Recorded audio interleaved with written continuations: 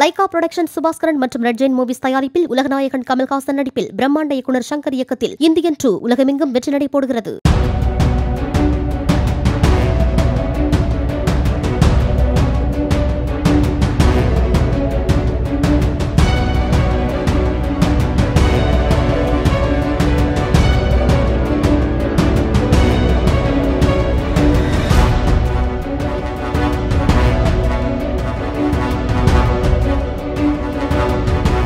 சத்தியமங்கலம் அருகே தக்காளி பாரம் ஏற்றிய மினி லாரி மீது மோதி காரில் சென்ற தனியார் பொறியியல் கல்லூரி மாணவர்கள் 3 பேர் உயிரிழந்தனர்.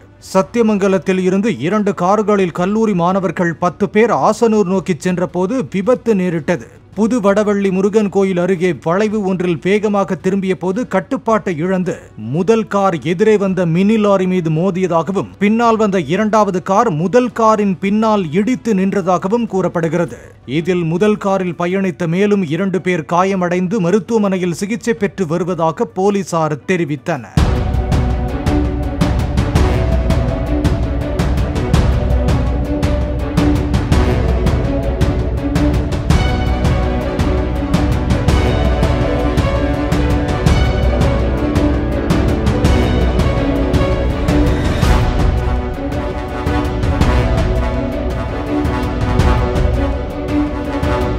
லைகா புரொடக்ஷன் சுபாஸ்கரன் மற்றும் ரெட் ஜெயின் மூவிஸ் தயாரிப்பில் உலகநாயகன் கமல்ஹாசன் நடிப்பில் பிரம்மாண்ட இயக்குனர் சங்கர் இயக்கத்தில் இந்தியன் 2 உலகமெங்கும் வெற்றி நடை போடுகிறது.